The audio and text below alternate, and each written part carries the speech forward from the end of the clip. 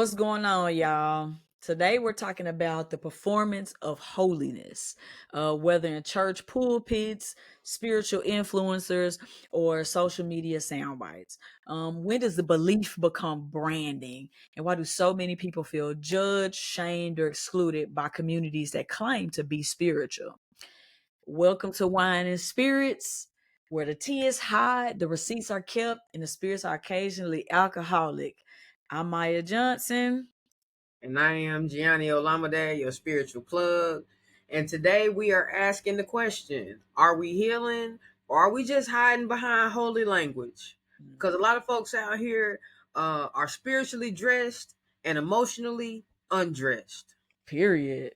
So what's All the wine? Um, right, go ahead. Today, I'm about to say, and it's interesting because I'm probably guilty. Spiritual aesthetics everywhere, from the crystals to the sage to the manifestation reels to the prophetic Instagram captions. But it's soul work matching your scroll work. Okay, at this point, we have so many different parts of the aesthetic that people have gotten to a place of performance hmm around making sure that the way we engage our spirituality looks a certain way. You got religious institutions that still exist, right? But they gatekeep healing. um, Period. and don't address real issues and have their issues of their own, right? All the way Yeah. from queer phobia, Yep. purity culture, Amen. anti-therapy rhetoric, because all Period. you need to do is pray about it. You got prosperity gospel. You have Tomo to be. women who are still told to keep silent. Okay, you got all of these different things. And really, what's happening is that you see a decline in the church. So, according to the Pew Research study, over 60% of Black millennials and Gen Z identify as spiritual but not religious. Hmm. And they cite that as due to judgment and trauma in traditional spaces. That's a bigger percentage than I would have thought. I'm not even gonna hold you. Maybe because coming from where we from, being black, being from the South, almost everybody I know is a Christian. Like if I'm keeping it a buck, you Mm. got or if they're not, you got your Hebrew Israelites, you got Muslims.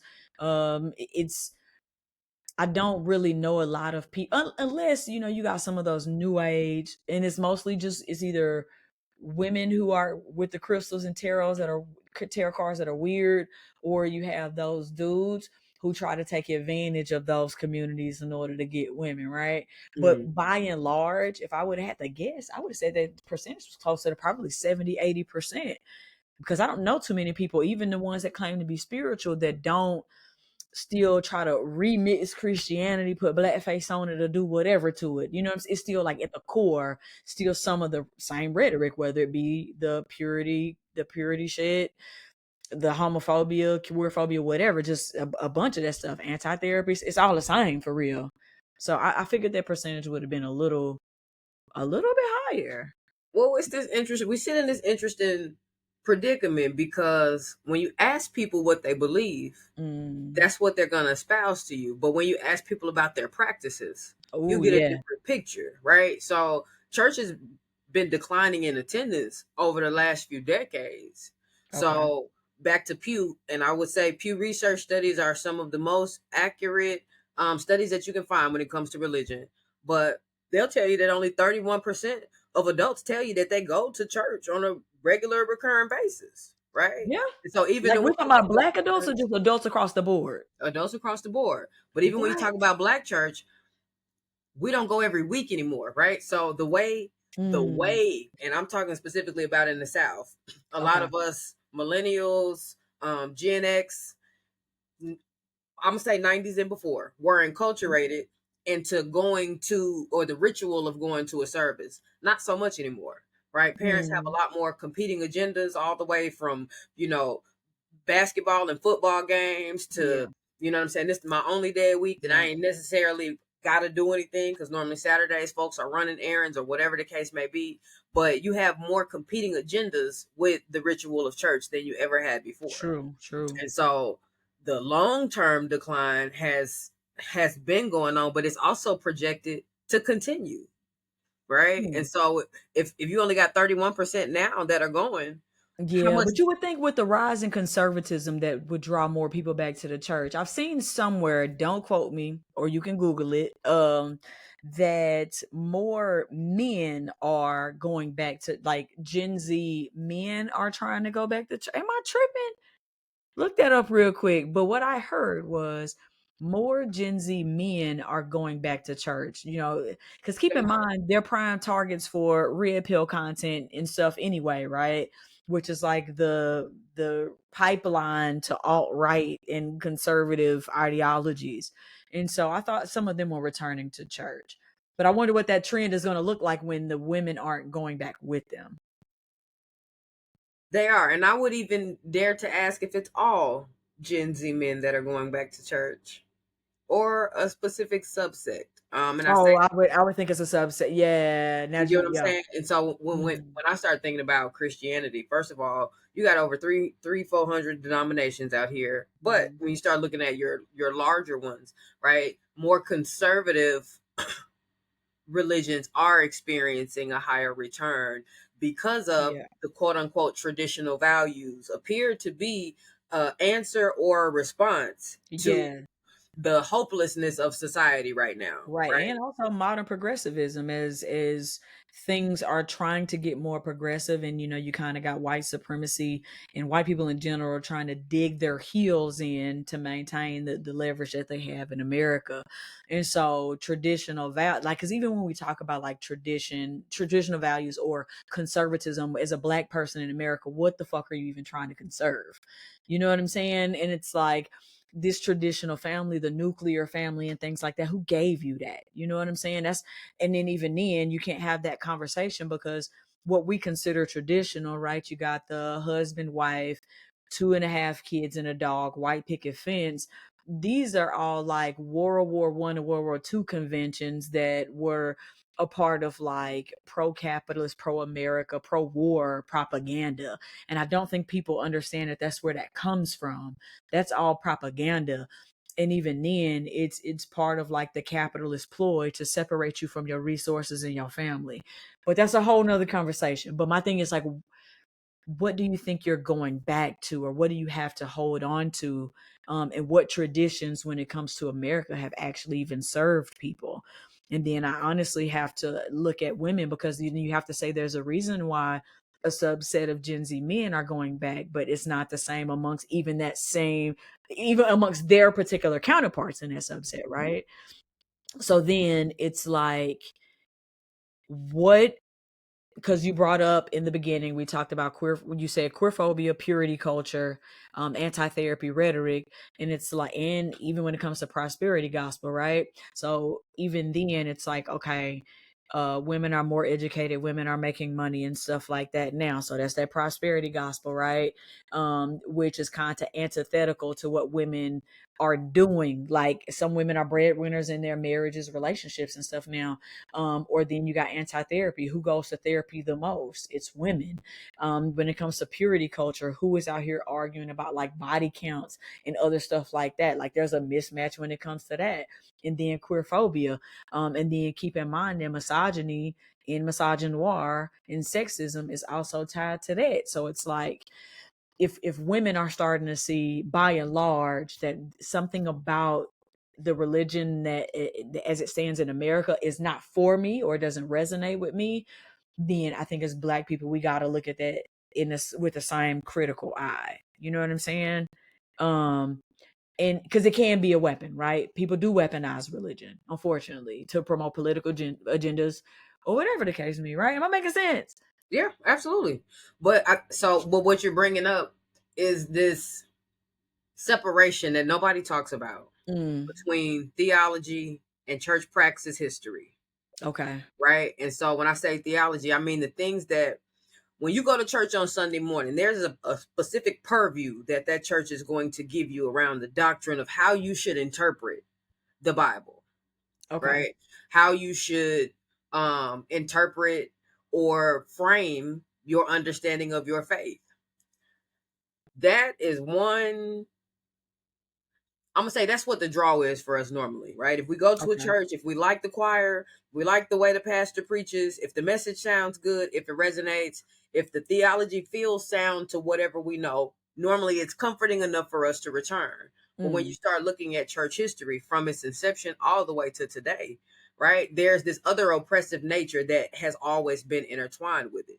And mm, so when you start talking about preaching on Sunday about a gospel or a good news or something that's supposed to liberate you, and it's coming from an establishment that has a history of being mm. oppressive and subjugating different populations for whatever their purposes and reasons. There's a great movie about this called The Mission, and if you've never seen it, I would encourage you to look it up. It came out in the 80s. Very I'll write this old. one down. It's a little outdated in the way it looks, but it basically shows what it looked like for the Christian church to go into these indigenous places, build relationships, and actually colonize these people, Mm, right? And so literally they were quote unquote taking the gospel, right? They're sharing the word of God while simultaneously building relationships, learning resources, figuring out how to siphon from the land, and figuring out ultimately how to use this sharing of the gospel in order to be able to take over yeah, it's a people's imperialism, but independence, yeah, right? And that imperialism happened centered in around multiple religion. places for multiple, you know what I'm saying, for centuries, right? We start talking about the Crusades. This is a whole nother. It get Yeah, real yeah, ugly. for sure, for sure, for sure. You know, Yeah. all the way to today. When you look at what's going on in Gaza, right? There is some version of a holy war that is still at play, right, Yeah. for the chosen people, right? Yeah, and So a the lot of way, Hebrew Israelites now feel like black people, the things that black people are going through is like some divine punishment. You know what I'm saying? And I think unfortunately rhetoric like that is kind of it it plays on your vulnerability, and it's like a shaming tactic that they use to, I guess, bring you closer to the church. It's like, I'm selling you the answer. Predatory pastors be, I'm selling you the answer. The reason you're going through what you're because just like the saying that black people are going through a certain thing in America because of, we turned away from God, then you have pastors and preachers who can use that on an individual level to tell you that your life is a certain way because of things that you're not doing. You know what I'm saying? yep. It's like the ultimate gaslighting type time. That's not to say we don't take accountability, but like sometimes it's not that simple. You know what I'm saying? And if that's what the example is from the establishment that's actually supposed to show you how to govern yourself and your spirit, right? Then Mm. for me, the transference of how people take that behavior on individually manifests itself in some ugly ways. And in the name of Jesus, or in the name of, right, Whoever, yeah. whatever this deity is Mhm. that we've subscribed to. And so for me, is my wine tonight is your faith really freeing, right? Or is it creating contentment? Because it's a lot of people that are going through the motions, but in terms of the experience of liberation or having transformation that leads to a different experience of life, right? All Mhm. the things that the Bible extols that are possible, right? Right. Like, it tells you what you can have. It gives you a lot of stories exemplifying how to get there, but also it does not give you necessarily the 1, 2, 3 in ways that people like it linearly written out. We Right, want for the answers. sure. Yeah, Like for like sure. just give it to us. Why do I have to read a story? Why do I have to, right, make meaning Yeah. out of, or in actually do some level of study or interpretation to Mhm. be able to experience whether or not this is real? And for me, that's the part where we got to acknowledge that this really is work. So when we talk about the performance of spirituality, Yeah, so that's where I'm at. So as a person who got kicked out of churches from a very early age, we're talking elementary school. I'm asking too many questions. They like, "Hey, where's your mama? We got to get you up out of here." And so, and my spiritual journey to where I am now, right? We'll have that conversation on another episode. However, my wine, though, like you said, is your faith freeing people? But for me, is it just content? mhm, Because I was a child looking for answers. You're telling me something and it's not necessarily making sense to me. And as the adult in a situation, right, you're supposed to, even if you don't know all the answers, you're supposed to say so and point me in the right direction, right? Um, because how children learn to navigate the world is through the adults around them. And so, because of that, and then seeing what I see now, whether it be on social media or just in real life, there's no hate like Christian love, right? So my Mm. thing is are you are you really about what you say you about, or are you just trying to save face? Or like, because my thing is like some of the things that people do or say, or how they're not necessarily living that, like your life is a testament to what you believe, Yep. right? Your life is a testament to what you believe.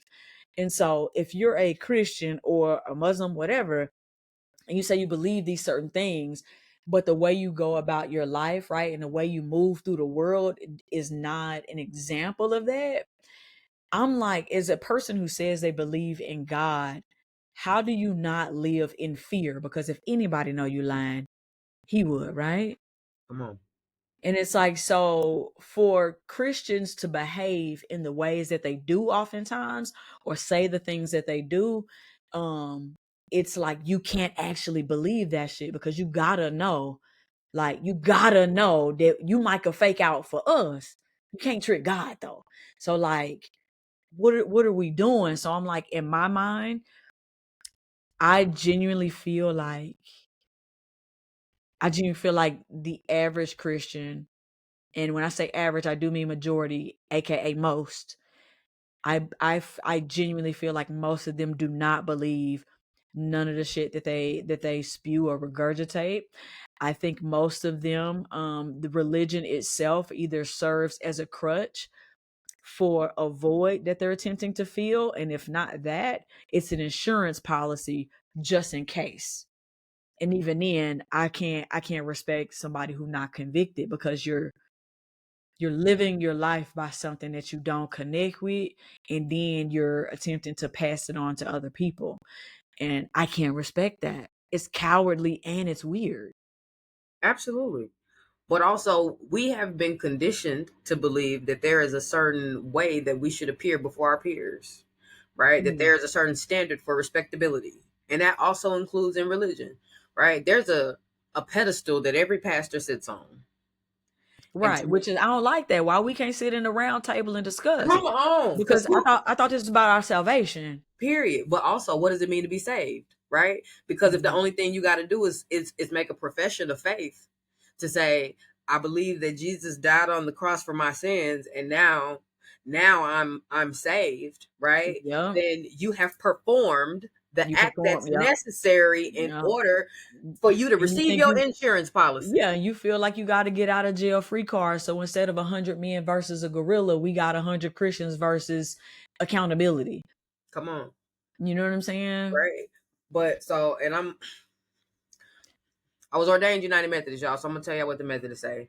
They say that you're saved by grace, right? So actually, you can make the profession of faith, which is necessary in order For for you sure. to actually begin learning, right? When you Mm. make that profession, you supposed to get in the field. That's when you're supposed to actually begin to start studying, to start showcasing the evidence of what it is that you say you believe, right? So how do you take this and put this on? But also, um, I'm going somewhere, y'all. Who just mind went blank. Um, Saved by grace, Hmm. as opposed to the profession of faith, means that it ain't nothing that I'm doing that makes me saved. It is a divine gift Hmm. for me to receive salvation. It's my job to govern myself in such a way that's reflective of what it is that I say that I believe. Hmm. Right.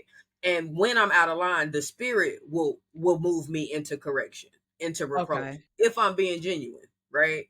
And so it pushes you into a framework of relationship between your material self and your spiritual self, and what that Hmm. looks like lived out, right?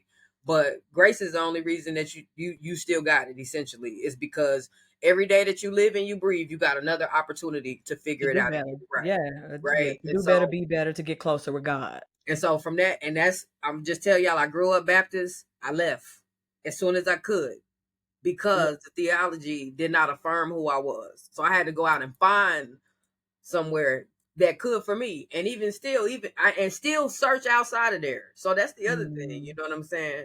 Like, is this a sip or a spit? Hold on, now we gotta back it up. We Come gotta back on, it up. No, we're not doing that yet. We're not doing that yet. like, man, we so far in. I'm like, yeah. Yeah, because we not there yet. So I How do want to say that unfortunately, thank you like for the rest. like but like you were talking about as far as what the ideals and ideologies rather of the Methodist churches, United Methodist Church. I think unfortunately, um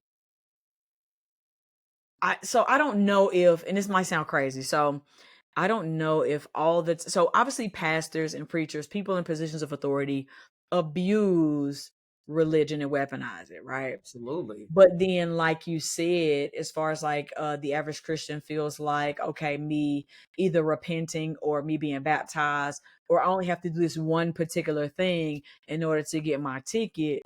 Is that not also like I feel like is that not also like a Christian or the person attempting to cheat the system in their favor in that way Absolutely. too? It's scapegoating, if you will, Okay, at its finest. okay, Because I can do this thing and then I don't have to worry about anything else, right? Like my work is done here. And it's like, no, no, baby, nothing is that easy your in work is never life. Like, done. why? Your work is working until you're not here anymore to work it. and Right. so and so it's that part of the shift. But also, even when we talk about spirituality, right? All I got to do is put my crystals in front of me. All I got to do is make sure I drink my herbal tea. All I got to make sure, no, right? Those are things that help contribute to your lifestyle, but in and of themselves, they do not make up a spiritual practice. And look, and I'm gonna make some of the spiritual and the crystal baddies upset. That shit is performative too.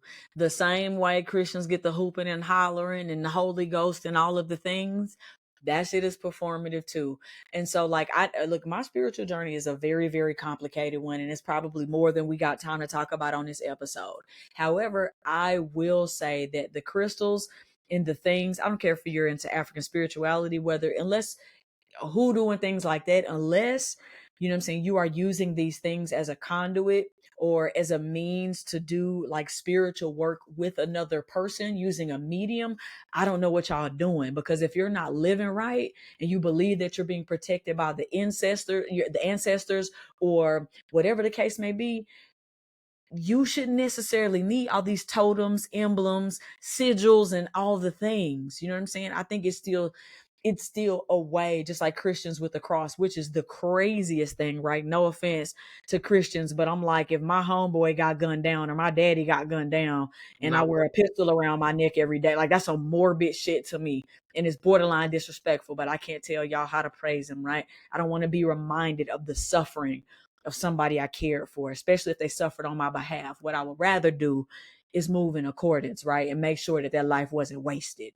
Anyway, um but I say like all of these things are extremely performative. You can't believe that you have this divine protection if you think them $3 rocks is going to do something for you. And see, I will push back, but when you And it's said okay, if you push back. if you're using it for the work, but right, because all of these But they things not. It's just they just in your pocket, they just under your pillow. You might light some sage. Your ancestral veneration, I got that, right? I can understand that. There's intention, because we're talking about intention here. yeah, And so it's no different than a Christian repenting and saying, okay, now I can go do what I want to do. You put them stones in your pocket and feel like they're doing the job. yeah. And you continue moving foolish and doing whatever you was doing before. They're no different to me. And see, from that perspective, I get it. But for the people who, and this is what I would say, I encourage all of us to be a practitioner of some kind of faith, right? And to figure out what that faith is, because in terms of rituals, um, they are conduits. Should you need them all the time? No, but if you are doing work for other people, You for yes, sure. For protect sure. yourself. You use all the tools necessary, right? But even as we're talking about these things, and I would even say, when I say these things, I mean divination, if you Yeah. will, Yeah. right? If you're Christian, I hope you ain't cringing, because I would even Christians do say, divination too, come but on, yeah, but we also it's still demonized in a lot of Christian circles. for sure. But for those of you who've seen Sinners, I'm finna make a quick bridge, and if you ain't seen it, go see it. Pause the video, make sure you go see it, and then And come then come back. this little hot take right here. But I would even say that it's the separation of religion and spirituality that has kept us from being able to actually engage in spiritual warfare. And I Facts. say that because, Facts. okay, all right, so you with me, okay? Facts. Okay, so for me, I'm like the divination part, or what we've demonized Mhm. as being of the devil and conjure and all the things, right? Like, we black folk, I really need us to learn what the components are Mm. of various faiths that are not our own, right? And so I practiced root work for a long time and didn't know that that's what it was called. I thought it was just me channeling my aunties, Yeah. right? The things that I've learned and that have been passed down around how to care for yourself, how to care for your soul, how to heal, how to and how to help lead other people into that. But we don't primarily do that at church. We tell people that that's what should happen, but the church is one of the only places that actually has a full system to be able to enculturate somebody, right? Yeah. So the enculturation and the education piece, if we actually have some form of a sound theology, but an actual spiritual practice, right? That can be utilized in times of need. And when I say in times of Hmm. need, I'm talking about when spiritual war is among us, because that's really Yeah. what we struggling with. I think the scripture says we wrestle not against flesh and blood, but against spiritual wickedness in high places. Yeah.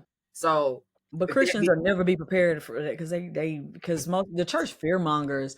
Not only that, like I get it, you know what I'm saying, be what is it, in the world but not of the world. But however, though, if you think everything is demonic, so you disengage, how will you ever be prepared? yeah, because That's you need like your Annie. thinking, because we talking about warfare, right? So if you never learn how to shoot a gun, what good are you going to be to the army, right? If you never learn how to throw a punch, what good are you going to be in the ring? So how do you as a Christian prepare yourself for these particular battles when, like I said, you disengage with anything that gives you the willies? You know what I'm saying? Yeah. And that's where sinners comes in for me, because when we talk about it on a spiritual level, right, what does it look like when demons actually show up? Or haints, right? And I say haints because that's what was actually in the movie. And those are spirits that impersonate somebody, a spirit that you're already Yeah, and familiar they're with. normally malevolent too. Yeah, Yeah. Yeah. right? But you need an Annie, right? So that when you're actually dealing in the spirit with these other forces that are beyond what you are acclimated to, you actually got Hmm. a point of refuge. And so Yep. for me, I think that's where the performance actually is harming us, because we are really out here engaged in spiritual warfare. We don't know it, can't recognize it, and we can't fight back, right? And My lord. so ill equipped to to stand the wiles that are amongst us, because Yeah. essentially And when Christians too scary. For the most, y'all too scary. Get out the way. yeah, and for Black Christians, a lot of the version of Christianity that we have is not from liberation theology, right? Like, and Yeah. after James Hal Cone, who's from Arkansas, who is the father of Black liberation theology, but Yeah. he basically said the cross and the lynching tree are the same thing. As Black people, we do not Period. extol the cross in the Oh, same mamas. way that our counterparts have when they burning them in our yards, Oh, right? mamas. Like, there's Oh, mamas. a terrorizing violence that comes with these things, right? So Mhm. you got to reframe your understanding of the way that it was potentially handed to you, and make sure that the framework can liberate you. And if it And, can't, and that ain't your God. and not only that, like you said, as far as like burning crosses, like I said earlier, just wearing one around your neck. Like, what are you really inviting? You know what I'm saying? When you understand that this was the means that the enemy took out your savior type, like what are you really inviting? What are you carrying with you? What are you carrying with you? We always talk about spirits and what you let in. And I don't, and that's why I say you can't recognize when it's warfare. Who would ever don the oppressor's symbol, like, and take pride in it? Like, you're opening doors. But it's a whole nother conversation. But so we're gonna get back to it. So, sip or spit, y'all. So I'm going to sip to the sacred intention, right? But when it comes to the I'm holier than you because I bought a singing bowl off Etsy, that's a spit. Or if I go to church every Sunday, but I'm still a terrible fucking person, definitely a spit, right? Like, or even, you know what I'm saying, being who I am, right? And obviously being not only unambiguously queer, being blackety black, even though I'm light skinned, y'all. I'm really on that, right? But so, like, being who I am, and people assume that they're better than me just because they're not necessarily queer, but it's like I've put in more work than you. And if we gotta compare the lives that we've lived with each other, like I don't think you want to do that. You're not gonna go spiritual bar for bar with me. And so it's like, I definitely gotta spit to that. But we gonna sip with people moving with intention. We gonna sip for the people who putting in the work. I'll sip to that for sure.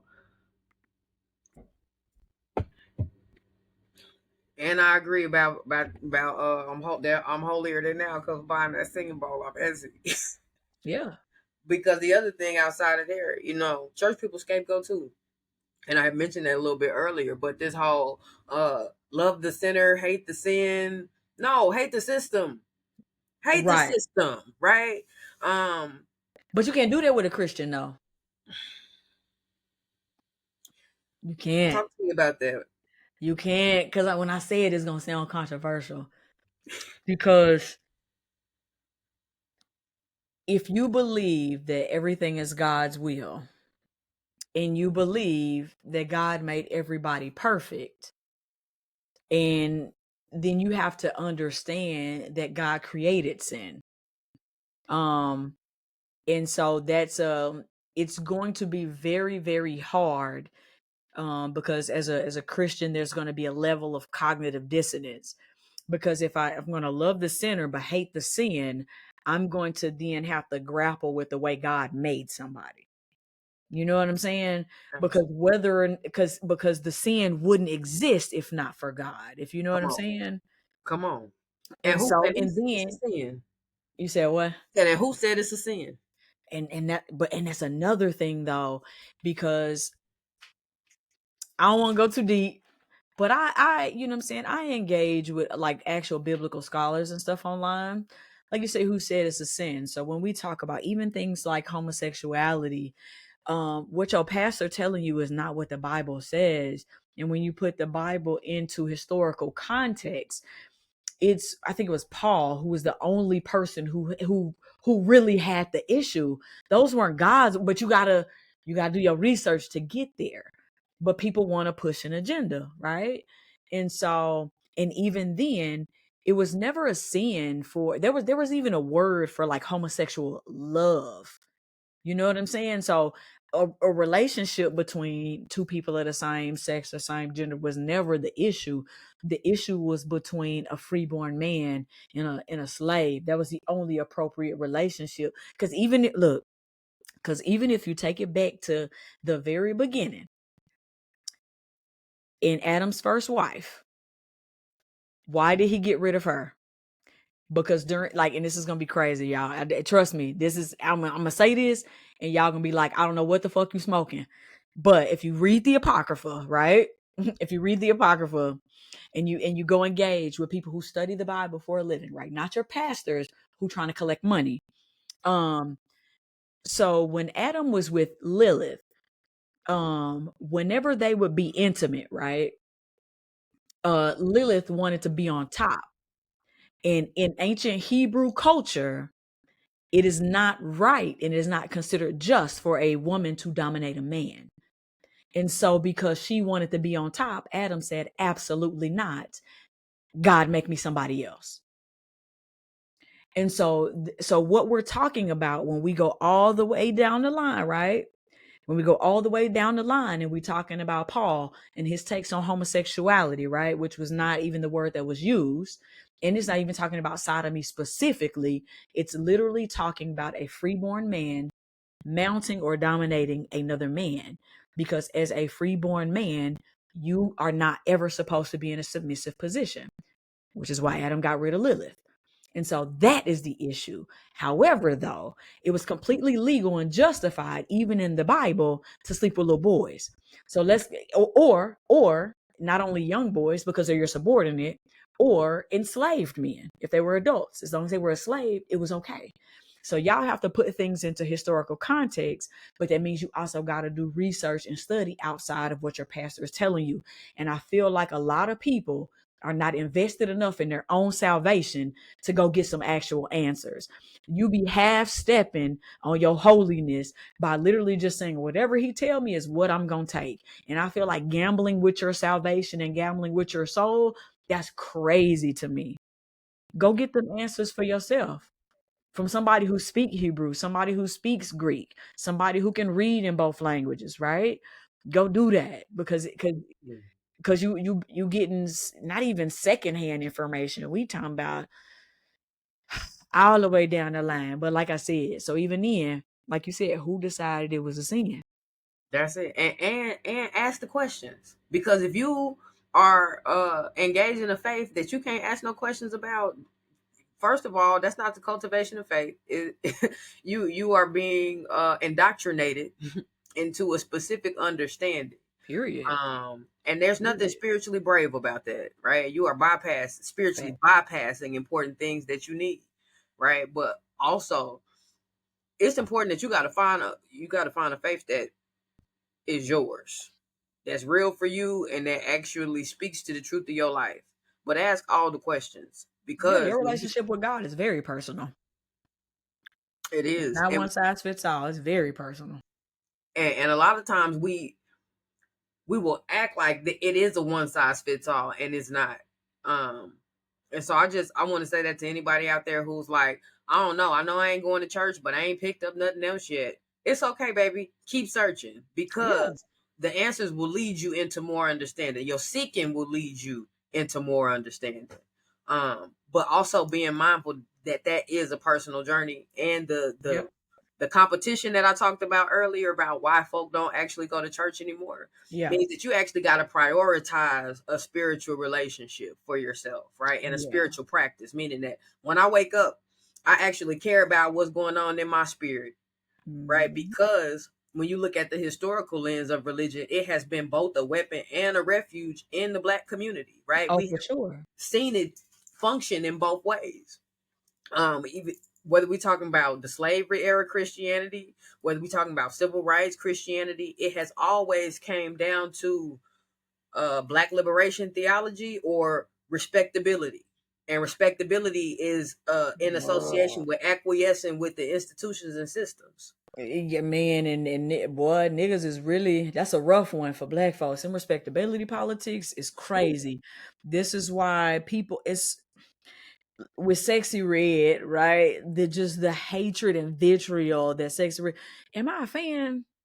She got some bops. I'm not gonna hold you, but You do. she's a D minus as a rapper, but she got some bops at the end of the day. And but I don't just think she deserves a vitriol. And what Nelly say, like, whole music was cool until a real hoe entered the building, right? And so it's one of those things that's respectability politics. And now all of a sudden she's a danger to young girls and all this other stuff. So when we get rid of Sexy Red and then we go listen to what? Boss Man D-Lo? What we listen to? I don't even know half Lil Dirt. Is that who we listen to? Like, so none of these things are detrimental to young girls. But but that's a whole nother conversation about how like the world is afraid of like women and their liberation and sexual autonomy and things like that. I got a book called Bad But we be Sex. mad at a Sexy Red, but we'll okay it for a little Nicki Minaj Oh, because period. Because she and got that's colorism. That's like that's come it's on. colorism and it's some other things. It's So we still pick and choose, right? Around who these applications apply to. It's And all white supremacy adjacent.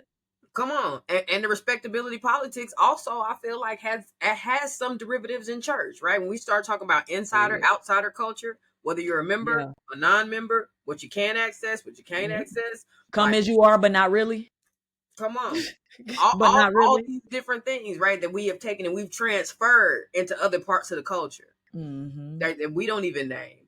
Like I think about the incident that Kirk Franklin had with his son, right? Like everybody loved Kirk Franklin, right? He got all the bops that we had through our childhood, adults. Okay. We know him as a worship leader, as people, as somebody who helps us grow in our spirituality. We got a certain view of that man.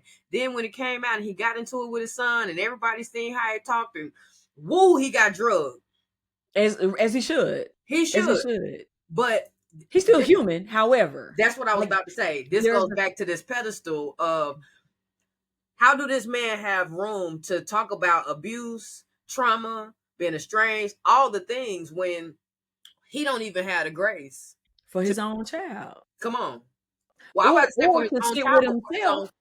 That's it. And reflect on who he, and he can't see himself. You know what I'm saying? And that's how a lot of people are, and a lot of the things that people judge others for, whether it be Christians or whether it be these spiritualists or whoever. Even vegans get annoying because it's like you're projecting onto people.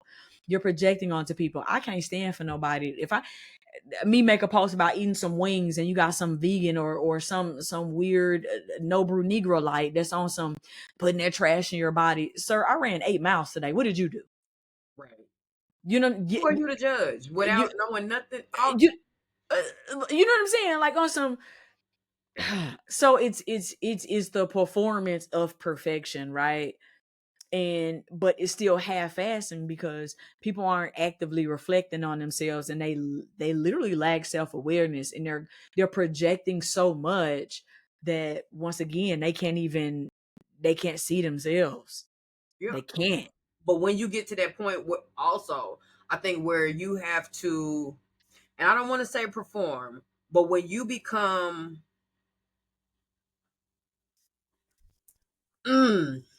when you are charged with creating a space for other people to engage themselves spiritually, does it come on? Does it deplete the credibility for you to understand other people's human sides? And I say that because they didn't give Kirk no grace, and I empathize with him,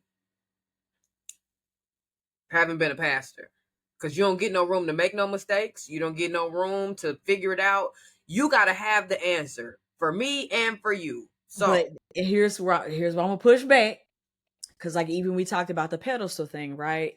If I'm going to church, right, and I have a pastor that say we not doing this pulpit situation, we're gonna keep it small, we're gonna keep it intimate, we all gonna be on the same level, we're on this journey together. I don't have all of the answers, but we're gonna do this thing together so we can all get right with God, right?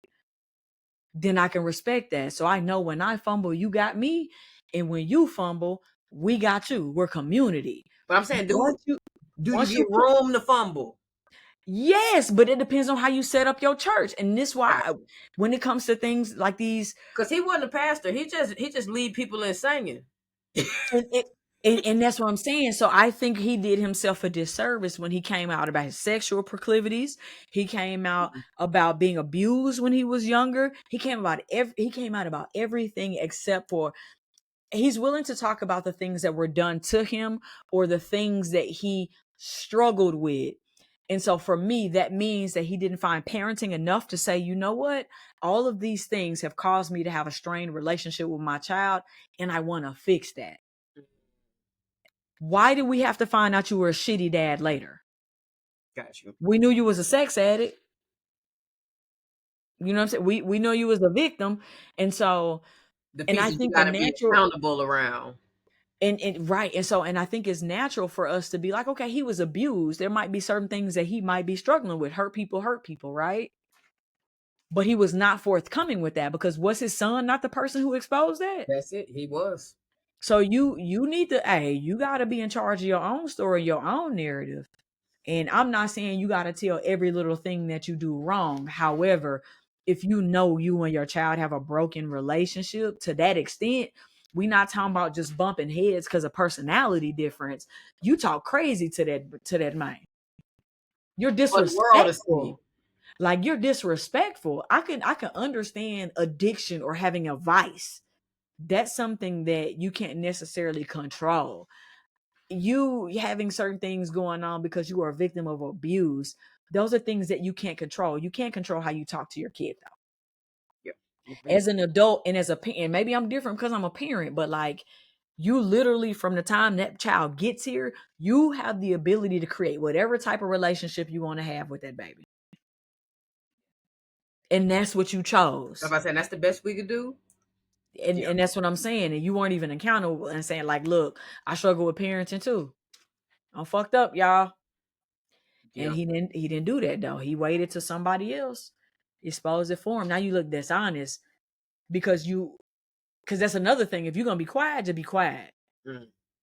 But when you paint yourself to be vulnerable and transparent, you gotta ride that wave all the way out though. That's it. You gotta ride it all the way out. So he is human, and yes, I do feel for him in a degree, but you kind of, once you're in that limelight, you kind of got to know what's going on type time. Absolutely, and I'm with it. I'm totally with it when you say ride that honesty, transparency wave, because I You gotta believe in it. ride it.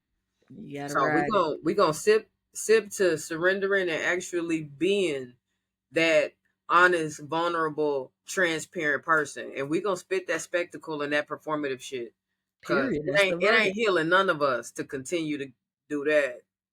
For sure. Yeah, for sure. And All so, right. how do you know whether you're spiritually growing, whether performing? Um. So now, yeah. It's so when you're being accountable to yourself and the people around you, that's real growth, right? When you're still asking the questions and doing the work, and then, like you said, like seeking those answers and having that level of curiosity and openness, that's growth. You know what I'm saying? When you have compassion for your fellow man and you're a lot less judgmental about where people are in their journey. We're all going, but nobody's arrived, right? That having that compassion, that's growth. However, I do think we should bring back shame, but shaming people, right? And being like merciless with the shame and shaming them based on like shallow things in respectability politics or whatever. I think that's performance. That's part of the performance, right? You want to look holier than thou. Rigidity, right? When there's no wiggle room when it comes to your beliefs, or just even people saying I am how I am, right? Or one thing that I've noticed, right, is people find comfortable spots on their spiritual journey and they stay there. Um, So when I, did my rounds in the pro black community, the conscious community, the activist circuits and the things, right? I saw the path. Like, there's a blueprint to where, like, you grew up Christian or whatever the case may be. Um and then after you grew up Christian, then you find out that, like, the things that your pastor or preacher is telling you, your parents tell you, isn't necessarily true. So then you become angry. And so most people then kind of turn into Hebrew Israelite, like adjacent or Muslim adjacent 5%ers, in nations of gods and earth type Christian adjacent rhetoric, because you've been indoctrinated to a degree. You grew up a certain way. So you're not at the point of abandoning your beliefs, but you want something different. And so then you have some people that say, you know what, I'm going to do away with it altogether. And then they hop off in that spiritual community. This is when they get the crystals and the tarot cards and doing the things. And then people get stuck along the way. People find the Hebrew Israelite, whatever, and it's like, bro, it's just Christianity and blackface. You didn't really go too far from where you started, if we keeping it a buck, right? Put a Same little thing, spin on it. right? Just a little spin on it. Same thing with trading in the Bible for the Quran. It's you just, it's like you weren't ready to step all the way. Do what works. I'm in no means am I saying like everybody is like in a state of arrested development when it comes to spirituality. However, I am saying I've witnessed too many times people find something that it's not even that resonates with them, it's something that they like, and then they stay there. You know what I'm saying? It's something they like. They can use it as a tool to shame other people, engage their own level of holiness with the next group of people type time, right? And then you have some people who, I got some homeboys or whatever. So I consider myself to be an atheist, but not in the traditional sense. That's a conversation for a whole nother day. Cause we'll be here all night trying to explain to where I am on my spiritual journey. However, I know people who are like, none of that shit works for me. All of it's performative, and then they become atheists or agnostic, and they stop there. They don't question anything. They don't care about the divine side of life. They like none of the things, and they stop there. And that's a very boring place to be, because I was there too once upon a time. But it's like there's still, even then, there's something on the other side of that.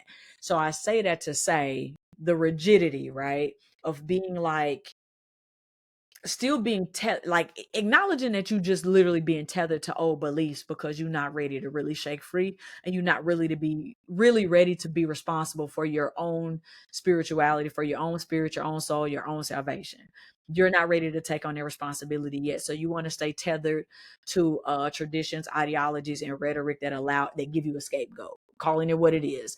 And then the need to feel superior, right? If you talk about being better than other people, or whatever the case may be, or you think by virtue of the religion you ascribe to, or the practices you ascribe to, that you're better than other people, that's also performance. It's performance. You know what I'm saying? What to say, if your healing needs someone else to stay broken, it's not healing, it's ego. Yeah, And that's real. That's real. absolutely.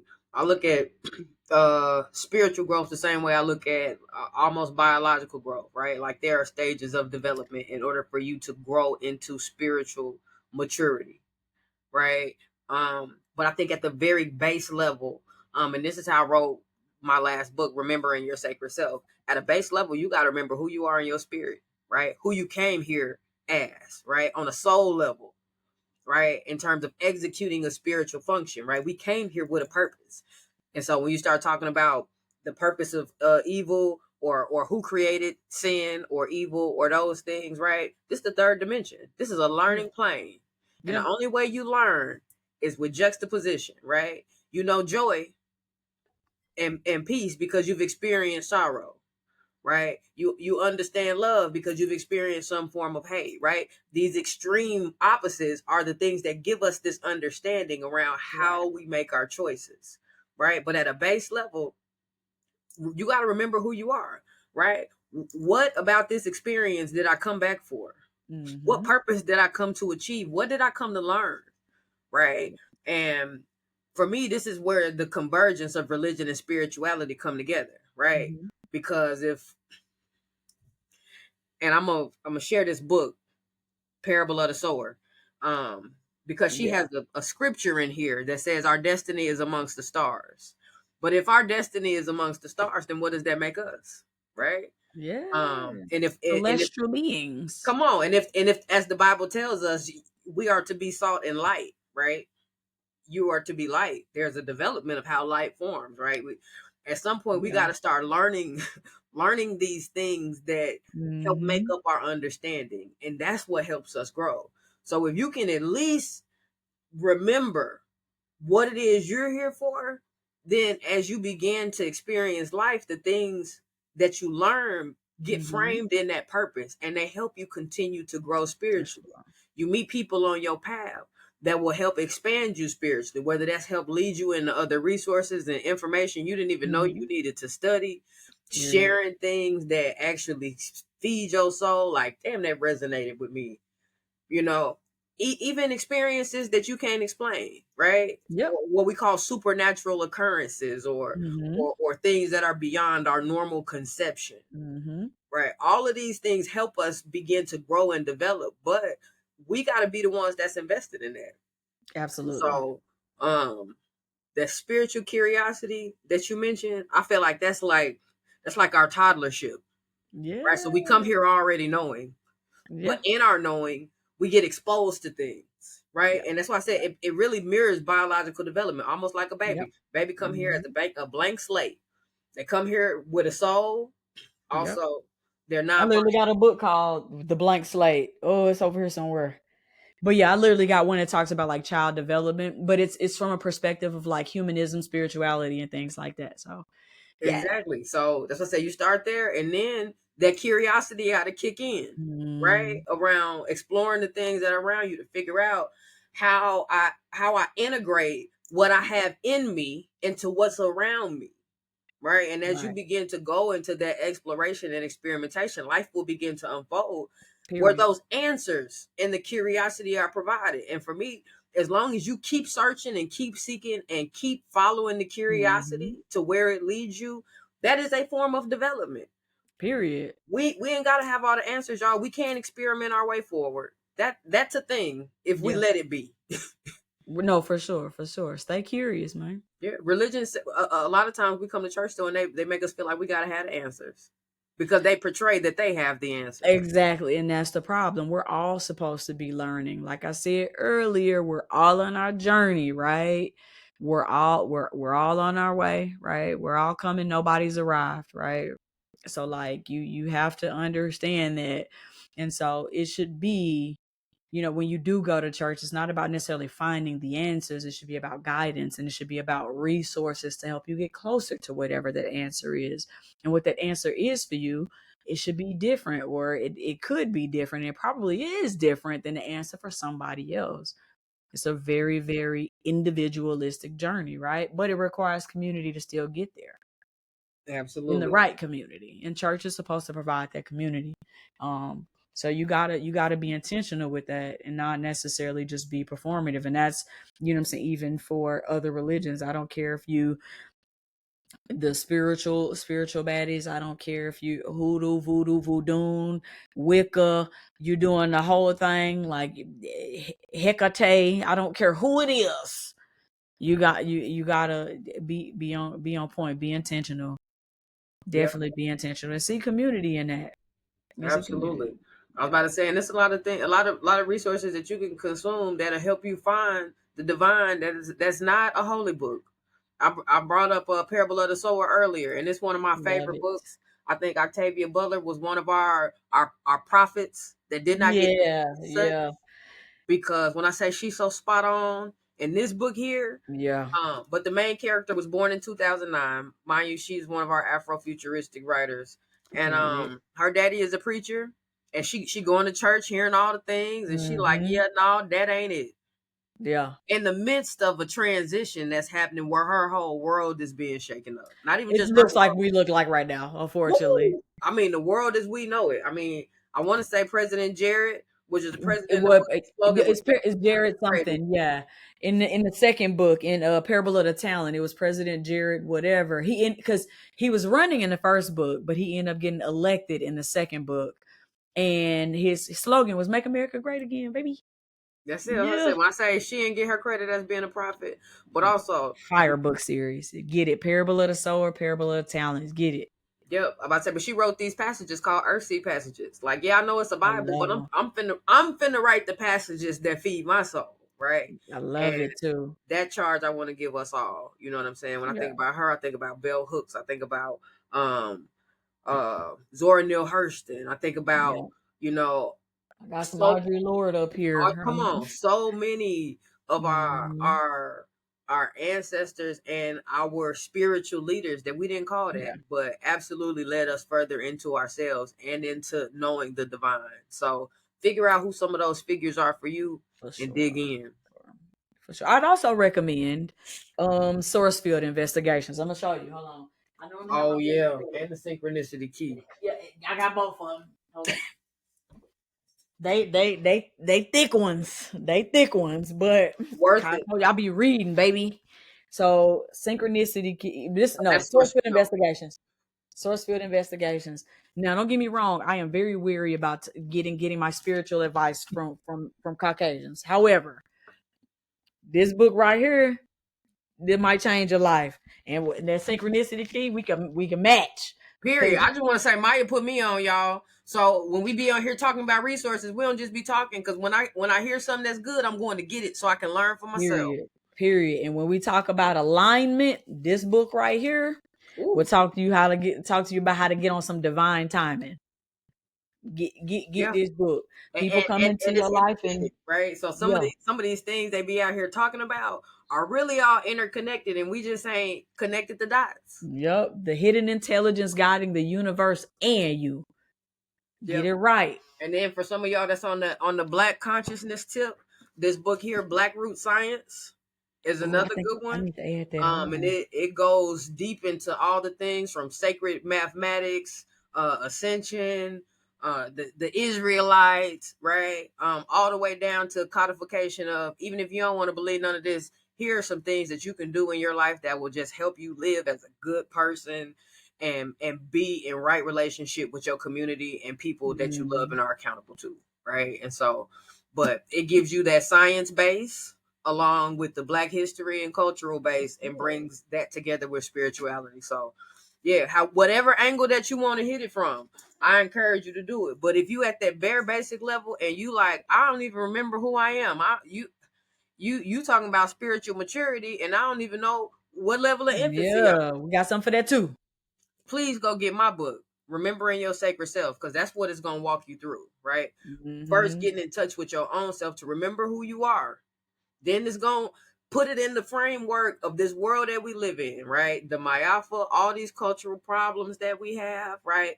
Moving beyond understandings of identity, race, because all that's secondary to your spirit, right? Period. We take on these identities and we make those primary, but what's primary is honoring what's in you. And Yeah. so, yeah, and then from there, figuring out how you want to live your life. That's mine, yourspiritualplug.com, or you can get it on Amazon. But find some kind of way to feed yourself, y'all, so that Period. that curiosity stays like a burning hunger in your belly. Yeah, go get that book, man. Go. Please support her. Get that book. It's gonna get you right. So I guess it's time to toast. Now we getting towards the end now. So we gonna toast. Here's to sacred self honesty and self accountability. Mm. To growing without needing applause, and to knowing spirit ain't Instagrammable, but it's deeply felt. Cheers to that. Yeah.